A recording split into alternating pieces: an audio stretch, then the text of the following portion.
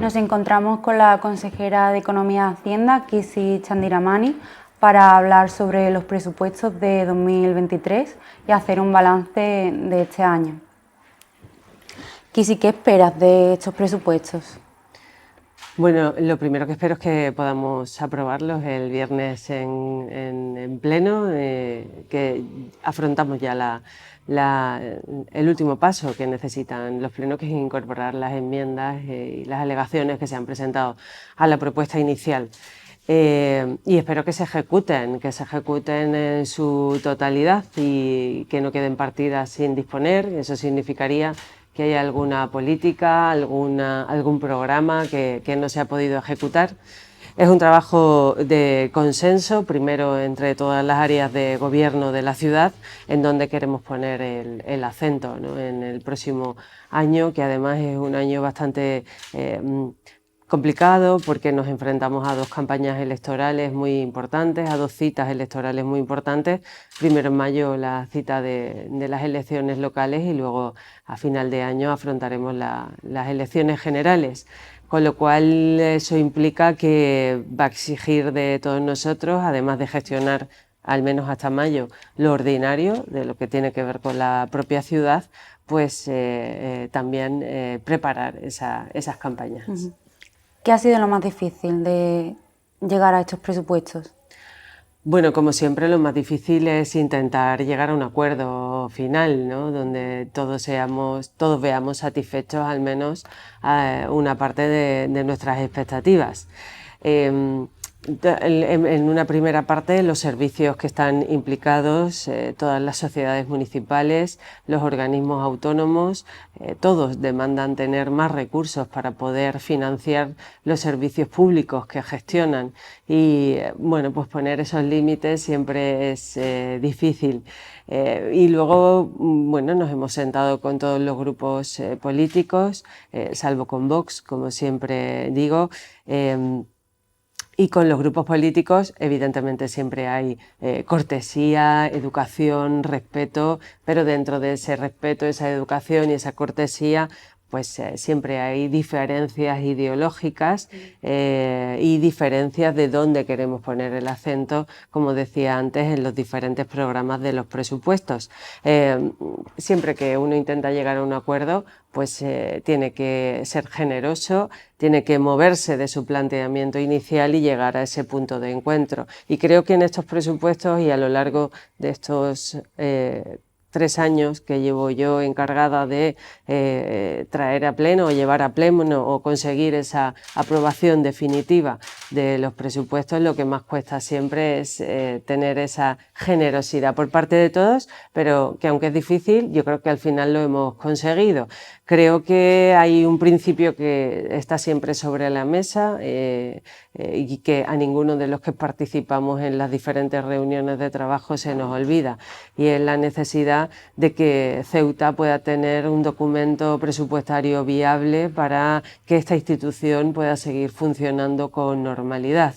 En el pleno de aprobación inicial de los presupuestos yo siempre digo que Ceuta tiene algunos problemas y que los políticos no podemos ser un problema más para Ceuta.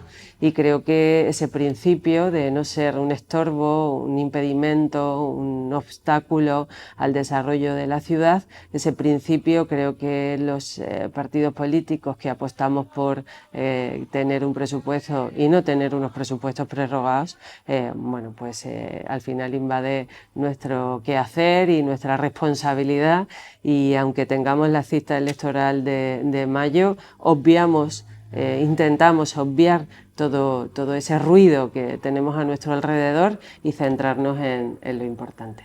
Los has calificado como los presupuestos de la responsabilidad. ¿Por qué?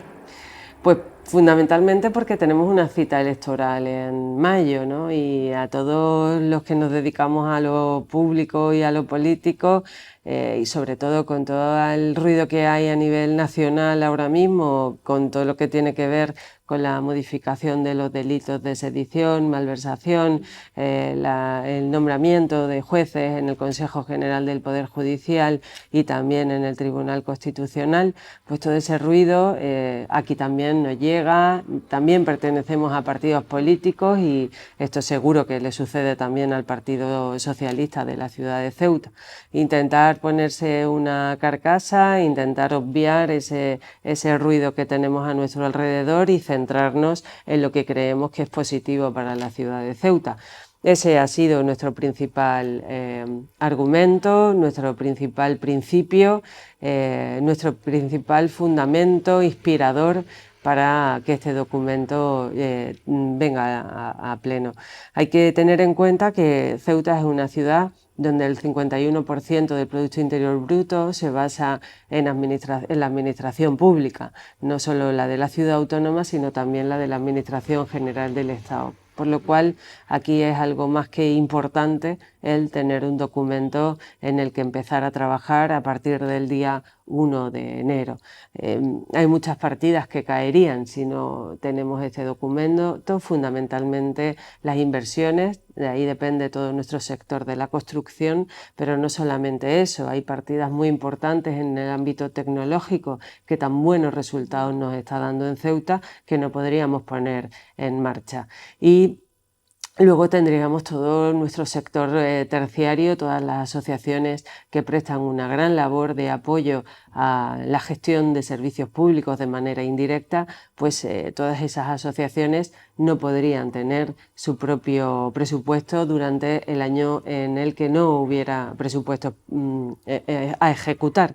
Tendríamos que preparar un acuerdo plenario una vez que empezara el año, es decir, para enero, con una modificación presupuestaria, y esto significaría que hasta marzo, abril, estas asociaciones pues, no podrían recibir fondos públicos, con lo cual mermaríamos la capacidad de su funcionamiento y luego tenemos que tener en cuenta que hay alrededor de 600 personas trabajando en estas asociaciones, que también verían mermada su capacidad de trabajo e incluso el poder cobrar sus nóminas. Con lo cual estamos hablando de un documento muy sensible para el devenir normal y ordinario de la ciudad de Ceuta.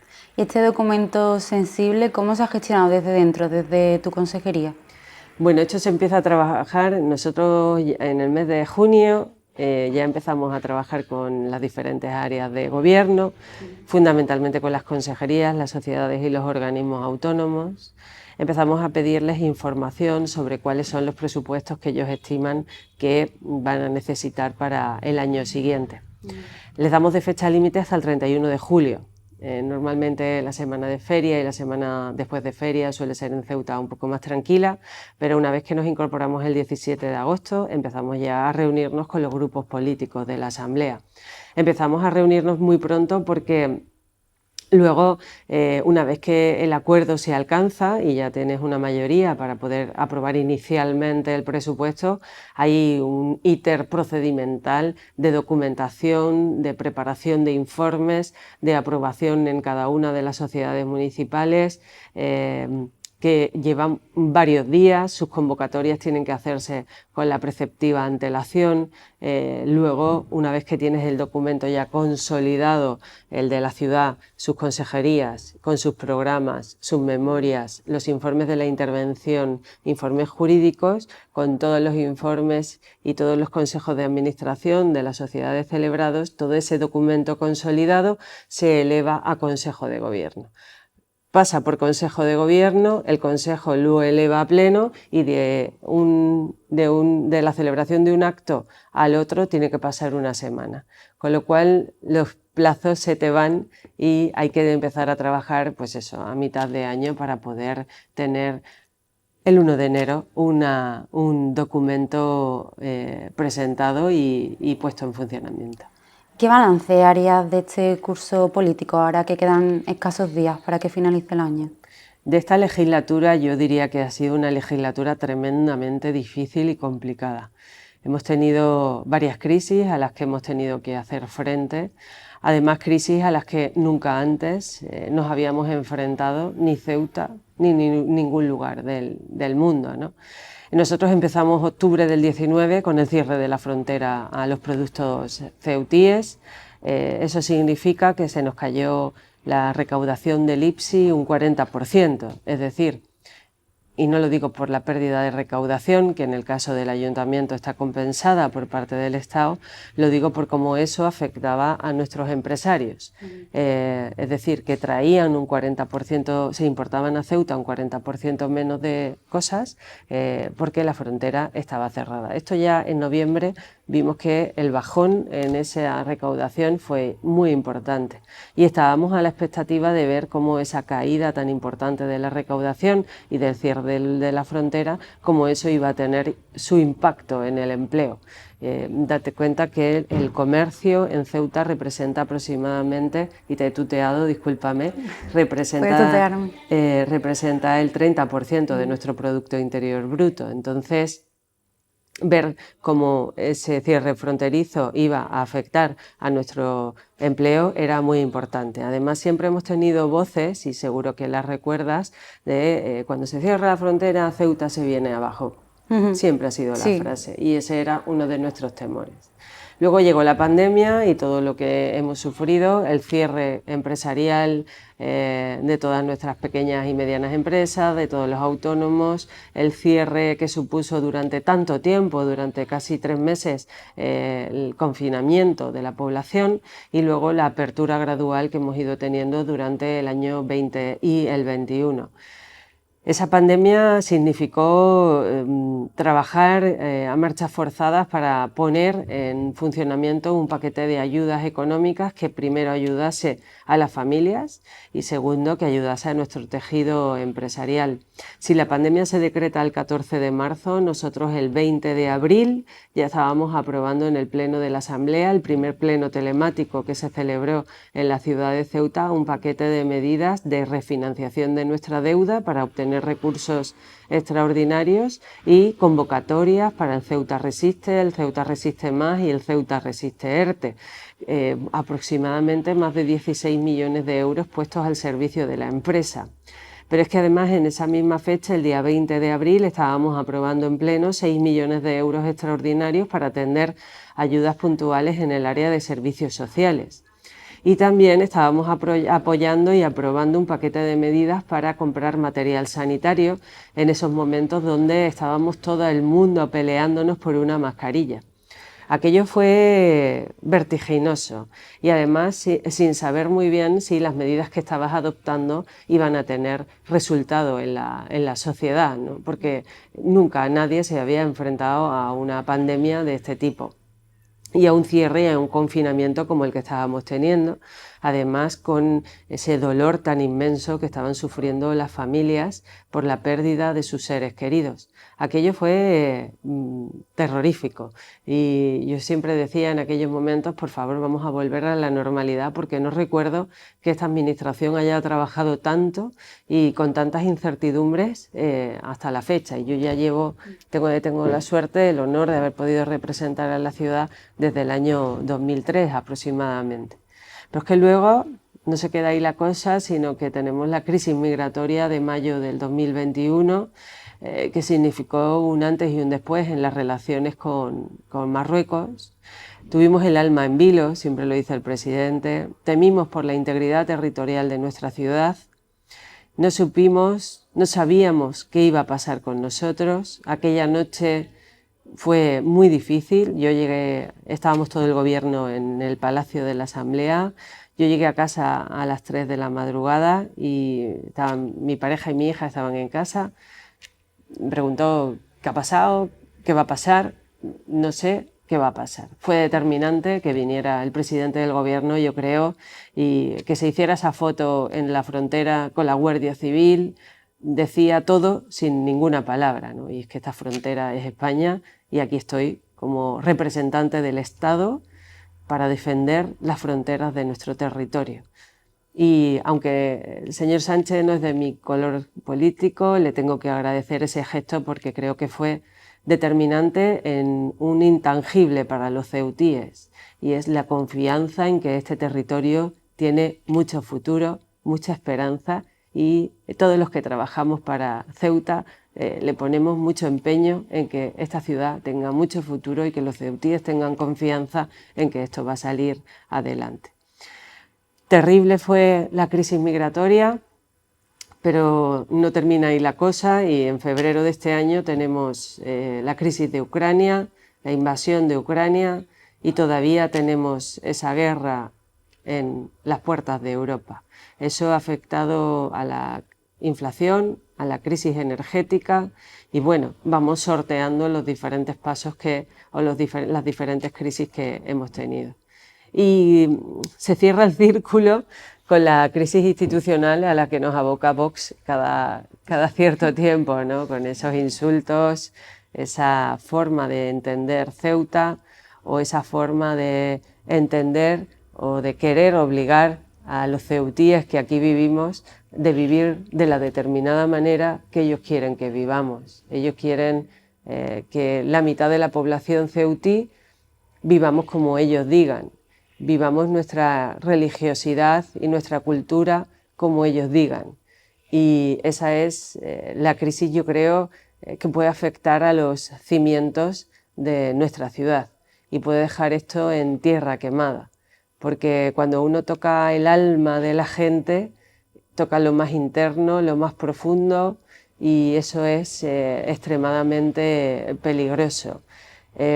Nosotros, desde el Partido Popular y desde el Gobierno de la ciudad, el presidente Vivas lo tuvo claro cuando en esos presupuestos para el año 2021 pedían eliminar todas aquellas subvenciones que tuvieran que ver con personas ceutíes, españolas, pero que por el hecho de ser musulmanas pues había que quitar esas subvenciones. Me refiero a la Comisión Islámica de España, me refiero al Idrisi, me refiero a Septen Solidaria, tantas asociaciones que hacen una labor maravillosa, ¿no? Luna Blanca, y también pretendían quitar todas aquellas asociaciones o todas aquellas subvenciones que tuvieran que ver con la violencia de género y la violencia contra la mujer. Entonces, aquello era un paso, una línea roja que nosotros no quisimos dar, no estuvimos dispuestos a dar, y dimos la batalla y conseguimos que el resto del arco parlamentario, el resto de grupos políticos apoyaran los presupuestos de la convivencia y de la integridad y la integración de todos los ceutíes. Aquellos fueron los de la convivencia, aquellos fueron los presupuestos de la convivencia, primamos eso por encima de cualquier otra cosa. ¿Qué supone lidiar con Vox en la Asamblea? Bueno, en determinados momentos es bastante doloroso, pero al final, como en la vida te acabas acostumbrando a todo, al final intentas elevarte de esas cosas tan feas que dicen, y sobre todo cómo las dicen y contra quién las dicen, ¿no? Y intentas no entrar, no contestar y no ponerte a su altura. Lo que pasa que hay veces que es bastante complicado, porque claro, lo que decía antes, ¿no? Cuando afectas al alma de la gente es muy difícil no saltar, no contestar, y sobre todo ellos tienen una práctica que es durante todo el pleno no paran de provocarnos. Lo que pasa es que eso no se transmite a través de la pantalla. Y también es verdad que hemos tenido mucho tiempo durante el COVID donde la limitación de entrada de medios de comunicación ha sido total, hasta que se han ido quitando esas restricciones por la enfermedad. Pero ellos están todo el pleno provocándonos, insultándonos, diciéndonos de todo. Y claro, al final lo que queda es el momento culmen, ¿no? De cuando tienen el micrófono, y entonces es cuando se oye o la contestación de uno o la contestación a esa provocación. Es terrorífico porque, ante todo, yo creo que el debate parlamentario tiene que ser sosegado, reflexivo, sensato.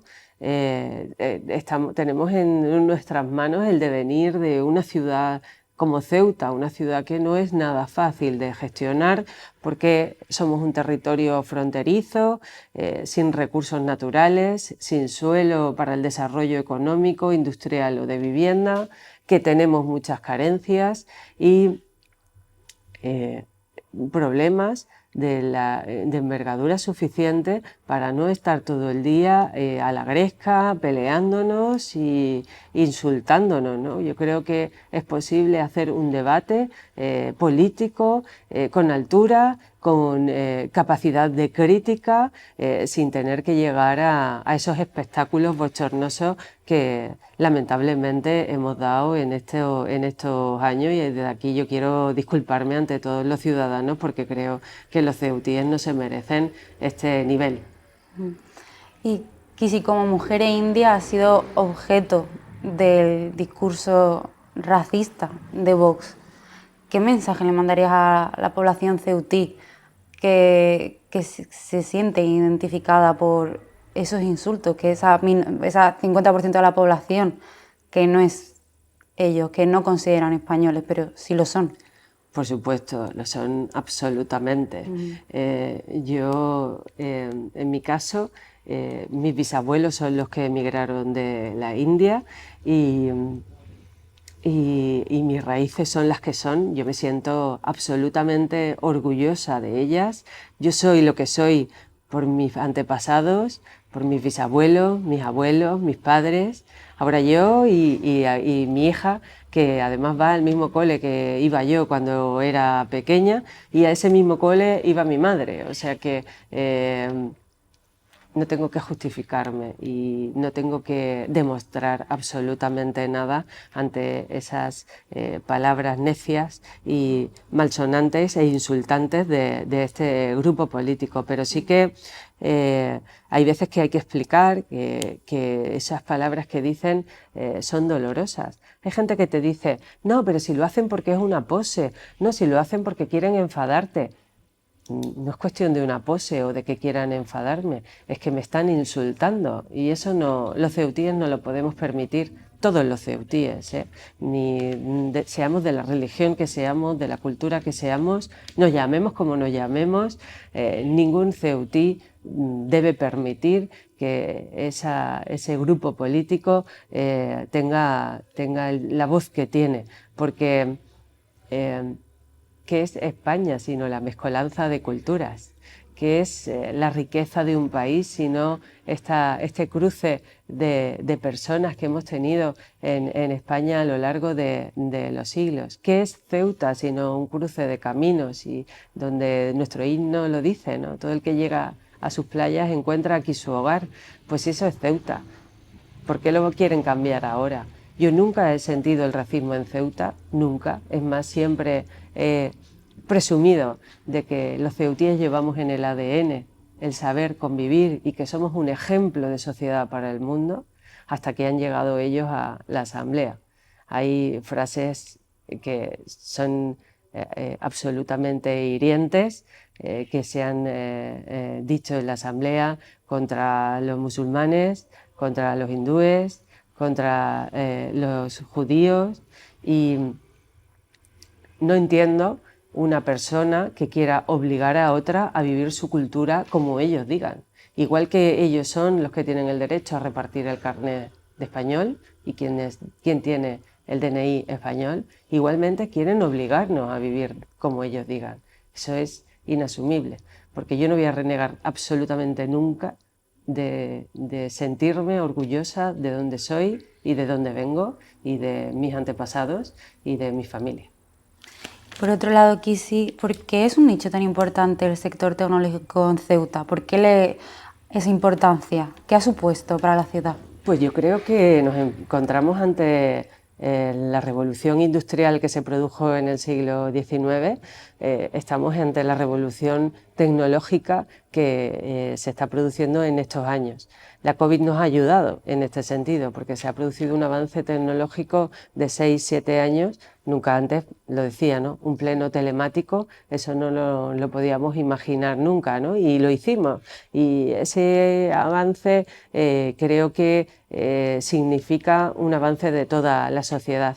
Y en Ceuta hemos tenido la suerte de estar, como se dice, ¿no?, en el momento justo, en el momento oportuno, cuando teníamos que coger el tren, y creo que lo hemos cogido. Empezamos con el sector del juego online, ofreciéndole nuestro régimen económico y fiscal especial.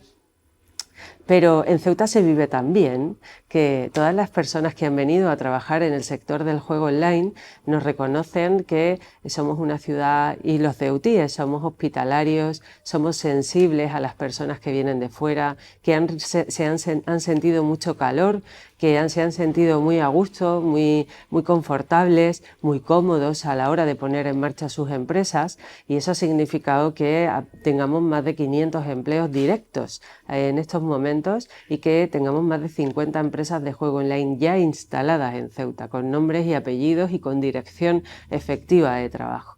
Digo 500 empleos directos porque son otros tantos indirectos, de servicios accidentales o servicios que requieren, me refiero, servicios de ofimática, de informática, de limpieza. Ahí también hay un gran número de personas trabajando.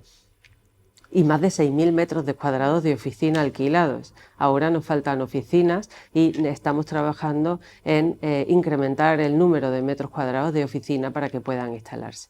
El juego online ha sido el motor atractor, porque a partir de ahí, el primer contact center el otro día, pero tenemos a puertas 2 más, que estamos teniendo conversaciones con 2 contact centers más. Los centros de bases de datos, el otro día nos reuníamos con el presidente de la Asociación de Centros de Bases de Datos y están muy interesados en Ceuta, y Procesa ya ha adjudicado 2 grandes subvenciones de los fondos del Next Generation a 2 centros de bases de datos, y luego todo lo que tiene que ver con la economía circular y la economía verde, que le va a dar energía a estos sectores.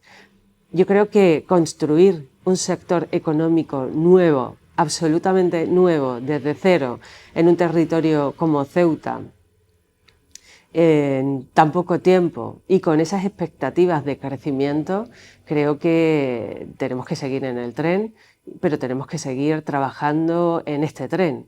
Tenemos que seguir apostando porque el sector tecnológico va a ser nuestra revolución industrial. Y sobre la falta de espacio para la instalación de esas oficinas, has comentado que se está trabajando en ello. ¿Se sabe en qué zonas? En el puerto tenemos ahora mismo asignada, en la zona nueva del puerto, una parcela donde vamos a poner un centro de transformación, un centro de transferencia del conocimiento de la universidad a la empresa. Esto lo hemos hecho con la Fundación INCIDE y la Cámara de Comercio. Ellos aportan una parte para la construcción y nosotros otra.